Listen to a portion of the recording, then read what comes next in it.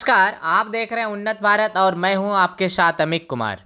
आज मैं आपको एक नए लव जिहाद से अवगत कराऊंगा और मैं आपको बताने का कोशिश करूंगा कि किस प्रकार प्रशासन और पूरी सिस्टम के मिली भगत के साथ आज झारखंड में लव जिहाद का नंगा नाच चल रहा है। मित्रों, जैसा कि आपको पता है, पिछले 4 दिनों से लगातार इन क्षेत्रों में एक चर्चा का विषय बना हुआ है, जिसमें एक रिजवान नाम का मुसलमान पहले अपना नाम राजेश यादव बताता है, फिर यूपी के फतेहपुर में रहने वाली एक लड़की जिनका नाम सीमा गौतम है उनसे प्यार करता है और थोड़ी देर तक बातचीत, प्यार और ये सारी होने के बाद उसे लेकर के गोड्डा चले आता है। गोड्डा आकर के उसके साथ कोर्ट मैरिज करता है और फिर उसका धर्म बदल करके उसे कोई अतीमा फतीमा बना दिया जाता है। और सीमा भी जो इश्क में पागल हो चुकी थी, उसे ना तो अब परिवार दिख रहा था, ना अपने बच्चे का मुंह दिख रहा था। वो कहीं ना कहीं अपनी जिंदगी को खतरे में डाल बैठ चुकी थी। जैसे ही सीमा गौतम को रिजवान अपने घर लेकर के आया, धीरे धीरे धीरे धीरे 1.5 साल का जो प्यार का रंग था वो खत्म होना प्रारंभ हो गया और धीरे धीरे जो लव जिहाद का असली मकसद और एजेंडा होता है वह धीरे धीरे चरितार्थ होना दिखने लगा। और एजेंडा के साथ उसके साथ लगातार मारपीट, उसका उत्पीड़न प्रारंभ हो गया और अंत में 3 महीने बाद सीमा गौतम को अकल आई और उसने अब ये निर्णय ले लिया कि उसे फिर से यूपी जाना है और फिर से सनातनी बनकर ही जिंदगी चाहे जैसे भी हो जीना है। और इसके पश्चात फिर उसने किसी के व्हाट्सएप के थ्रू अपना लाइव लोकेशन यूपी में अपने मामा को भेजा। वहाँ से उसके मामा और उनके माँ दोनों यहाँ पहुँचे। जब वो यहाँ पहुँचा तो देखा कि इससे पूर्व ही सीमा गौतम के आवेदन पर यहाँ के ठाकुर गंगटी पुलिस ने रिजवान नामक मुसलमान को गिरफ्तार कर जेल भेज चुके थे, लेकिन पिछले 36 घंटे से लगातार सीमा गौतम को थाने में बैठाकर रखे हुए थे। उनकी मां ने स्पष्ट रूप से कहा कि हमें हमारा बच्चा दे दिया जाए, हम इसे लेकर के वापस जाएंगे, लेकिन कानूनी प्रक्रिया मान करके कहीं ना कहीं सीमा गौतम को परिवार को सौंपने से इनकार कर दिया। एक स्वतंत्र मीडिया को अपने साक्षात्कार में दिए बयान में सीमा गौतम ने स्पष्ट रूप से कहा है कि वह अपना घर जाना चाहती है। इसके बाद से लगातार ठाकुर गंगटे थाना प्रभारी आलमगीर सीमा गौतम को ना तो किसी परिजन से और ना ही किसी पत्रकार बंधु से बात करने का इजाजत दे रहा है। फरवरी को जब थाना प्रभारी आलमगीर सीमा गौतम को लेकर के न्यायालय पहुंचा तो गोड्डा न्यायालय परिसर में एक अजब ही दृश्य देखने को मिली, जहां देखा गया कि सीमा गौतम के इर्द गिर्द जो आरोपी रिजवान है उसका पूरा परिवार चारों तरफ से उसे घेर कर बैठा हुआ था और उन्हें कहीं ना कहीं उसका ब्रेन वॉश करने की कोशिश की जा रही थी। जब इस संदर्भ में हमने उनसे यानी कि आलमगीर से बात करने की कोशिश की तो उन्होंने कहा हम किसी को कोर्ट में आने से रोक नहीं सकते हैं। और जब सीमा गौतम के परिजनों के बारे में पूछा गया तो थाना प्रभारी ने कहा कि हम उसे पकड़कर तो नहीं रख सकते, वो कहाँ है इसकी जानकारी मुझे नहीं है। आलमगीर के बात को सुनकर के हमारे मन में कहीं ना कहीं संदेह उत्पन्न हुआ और हमने भी निर्णय लिया अपनी टीम के साथ कि कोर्ट परिसर में रुका जाए और यहाँ की सच्चाई देखी जाए। इसके बाद जो सच्चाई सामने आई उसने पुलिस पर एक बड़ा सवाल खड़ा कर दिया, क्योंकि हमारे सूत्रों से पता चला कि उसके माता और मामा को गोड्डा न्यायालय के पीछे भगत सिंह चौक के पास एक बोलेरो में ऑफिशियल थाने के गाड़ी में बंद करके रख दिया गया था।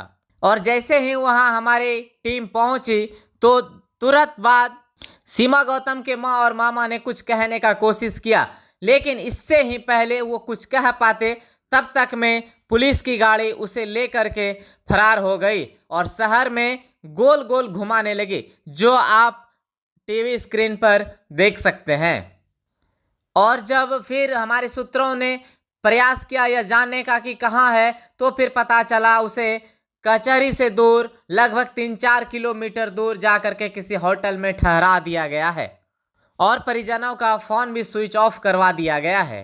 और आखिरकार कोर्ट में बयान होने के बाद भी किसी भी रूप में एक पल के लिए किसी भी पत्रकार के साथ कहीं भी सीमा गौतम की बातचीत नहीं होने दी गई। ऐसे स्थिति में जरूर एक बड़ा सवाल उठता है कि ना तो पुलिस प्रशासन सीमा गौतम को अपना वकील रखने की स्वतंत्रता दे पाई, ना ही उसे अपनी बात रखने के लिए पत्रकार से उनकी संपर्क होने दी।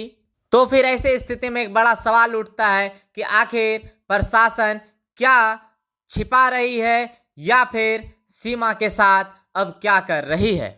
जो पीड़िता यूपी से चलकर जो है उसे यहाँ ला लिया गया है, लव जिहाद के चक्कर में फंस गई है, वो स्वतंत्र होना चाहती है, वो मीडिया से बात करना चाहती है। आपसे अनुरोध है, आप जो भी कानूनी प्रक्रिया है उसे पूर्ण करते हुए हम जो लोकतंत्र के चौथे स्तंभ हैं उनसे कहीं ना कहीं उनसे बात करने की अनुमति दी जाए, हम उनसे कोऑर्डिनेट कर पाए। आप ऐसा कोई एक सोल्यूशन निकालें जिससे कि ये पूरा का पूरा जो उसके साथ अभी घटना हो रही है, जो वो जिस वजह से तड़प रही है, उसके साथ जो भी समस्याएं हैं वो उजागर हो सके। हमारे साथ कई सारे बजरंग दल के कार्यकर्ता भी हैं। आइए मैं उनसे बात कराने की कोशिश करता हूं और मैं आपको बताता हूं आखिर आज किस प्रकार की घटनाएं यहाँ पर हुई और किस प्रकार से आज दिन भर का पूरा खेल चला है। सबसे पहले आपका नाम? विवेक राज भगत। विवेक जी, आज दिन भर का जो प्रोटोकॉल है, आप 11 बजे से लगातार यहाँ पर डटे हुए हैं, पीड़िता से बात करने की कोशिश कर रहे हैं, आखिर क्या हुआ है बताने की कसम। सबसे बड़ी बात तो ये तो यहाँ के प्रशासन सोच रही है जी कि मामला इस जगह का नहीं है, इसको रफा दफा किया जाए जी, जबकि वो कोई भी हो, वो हमारी बहन है, हमारे क्षेत्र में हो, ठीक है, और इसको जो दबाने का कोशिश किया जा रहा है हर मुद्दे से, इसको इसमें पूरा लिप्त है, सब प्रशासन मैंने सारा विभाग लिप्त है और इस मुद्दे को लिपापोती करने में लगा हुआ है। जैसे ही हमें सूचना मिली, कल रात को सूचना मिली कि ऐसा हुआ, घटना हुआ है, कोई यूपी की लड़की है, उसको गंगटी थाना में लाया गया है और उसके परिजन भी आए हैं, उनसे मिलने नहीं दिया रहा है। उसके बावजूद आज पता चला कि आज कोर्ट में पेशी है, तो हम लोग आए, तो उसके गार्जियन से हमने बात की, उसके गार्जियन बोले कि हम लोग अभी गोड्डा कोर्ट में आ गए। फिर मैं गोड्डा कोर्ट आया तो हमें गलत लोकेशन दिया गया कि ये गलत लोकेशन आपको किसने दिया? मैंने उसके मामा जी ने, लड़की के मामा जी ने बोले कि हम लोग का पेशी हो गया है, हम लोग जा रहे हैं और ये लोकेशन दिया गया कि यहाँ से कहीं ना कहीं दबाव के तौर पे दिया होगा। हाँ, दबाव के तौर पे है और ये लोकेशन आपका पीरपेती रोड दिखा रहा था, तो हम लोग सोचे कि हो सकता है यहाँ से रफा दफा हो गया, अब जाकर थाना बात करते हैं। हम लोग फिर थाना गए, गंगटी थाना गए, वहाँ भी देखे वहाँ कुछ है नहीं। फिर यहाँ से कुछ लोगों के संपर्क में थे, यहाँ से कुछ मीडिया पर दिया, कुछ भी वो लोग बताए कि सब लड़की भी यही है और लड़की के गार्जियन को जो है प्रशासन मैंने गाड़ी पे घुरा रही है, गुमराह कर रही है उसको, गुमराह किया जा रहा है और लड़की को अकेले रखा गया है और आपका जो लड़का है उसका जो परिवार है सबको मिलने दिया जा रहा है, लेकिन लड़की को अकेले रखा जा रहा है। लड़की पूरी तरह से टॉर्चर हो चुकी है, मैंने इतनी रो रही है लड़की, मैंने उसको इतना दबाव दिया गया है कि वो कुछ भी कर सकती है, इतनी दबाव में उसको बोलने नहीं दिया, ना हमसे वेट करने दिया गया अभी तक, नहीं मीडिया बंधुओं को दिया। कहीं ना कहीं आपको ऐसा लग रहा है ना कि उसके माहौल से कि कहीं ना कहीं वो इतने दबाव में है कि अगर उसे मौका मिले शायद वो सुसाइड भी कर सकती है। हाँ, जरूर करेगी। वो रोए जा रही है। हाँ, एकदम पूरा एकदम, मैंने उससे 2 मिनट बात भी की लेकिन उसने कुछ नहीं बोलने से इनकार किया, यानी उनको पूरी तरह से मानसिक रूप से टॉर्चर किया गया है कुछ सच्चाई बोलने के लिए।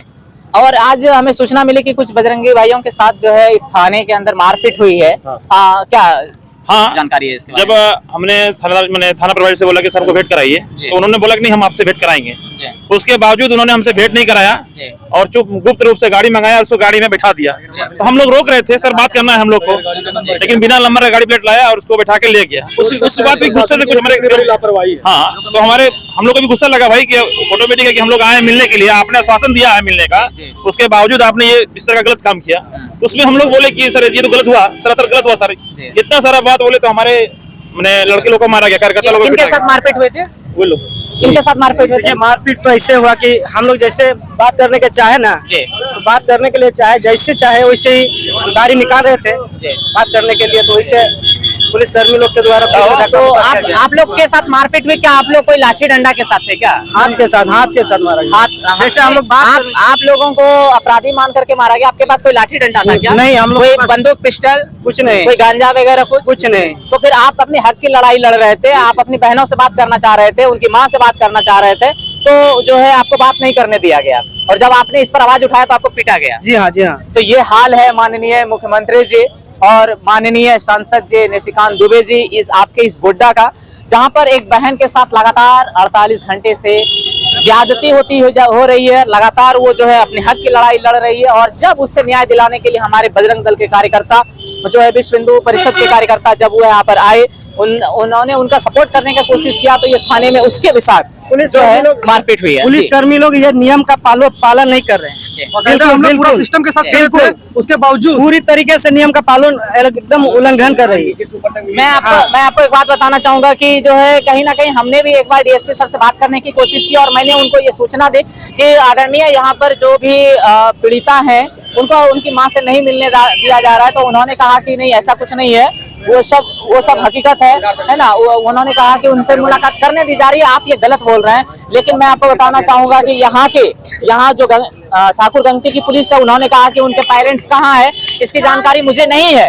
एक बात यहाँ पकड़ने की बात है, यहाँ के दो पहलू है। या तो पहली बात, माननीय डीएसपी सर का कहना ये है कि कहीं ना मतलब परिवार को लगातार जो है पीड़िता से मिलने दिया जा रहा है, साथ दोनों एक तरह संपर्क में है।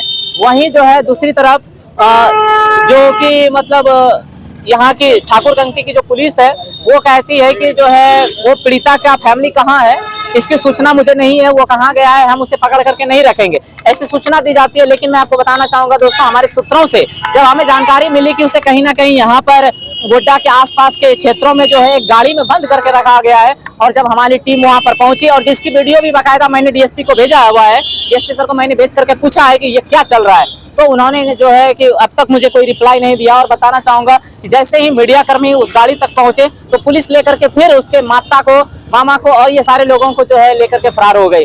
लगातार 11 बजे से लेके अब तक पुलिस हम लोगों के साथ गेम खेल रही है। ये किस तरह का गेम है और पुलिस ऐसा क्यों खेल रही है मुझे नहीं पता, लेकिन मैं एक चीज जरूर स्पष्ट रूप से कहना चाहता हूँ, कहीं ना कहीं पीड़िता के ऊपर जान का खतरा है ना। लगातार उसे जिस प्रकार उसके अभिव्यक्ति की आजादी को छीना जा रहा है, जिस प्रकार उनका संपर्क किसी से नहीं होने दिया जा रहा है, किसी भी लोकल लोगों से नहीं होने दिया जा रहा है, लगातार पुलिस की निगरानी में ही है, तो कहीं ना कहीं एक बड़ा सवाल उठता है और कहीं ना कहीं उनके ऊपर जान पर खतरा बना हुआ है। तो मैं माननीय प्रशासन के साथ साथ एसपी, डीएसपी और माननीय विधायक, सांसद सभी से अनुरोध करता हूं कि आप पुलिस प्रशासन से संपर्क करके उसे एक बार जरूर मीडिया बंधु के सामने लाने का कष्ट करें, या फिर ठाकुर गंगटी की पुलिस जो कहती है कि मैंने मतलब ये बिल्कुल दूध की तरह स्पष्ट है, मैंने कहीं भी उससे कोई प्रताड़ित नहीं किया है, तो एक बार निष्पक्ष रूप से प्रेस कॉन्फ्रेंस किया जाए और पीड़िता को सामने लाया जाए, ताकि वो अपनी पूरी व्यथा मीडिया कर्मी के साथ रख सके। आप देख रहे थे उन्नत भारत न्यूज, कैमरामैन अमन के साथ अमित। जय हिंद।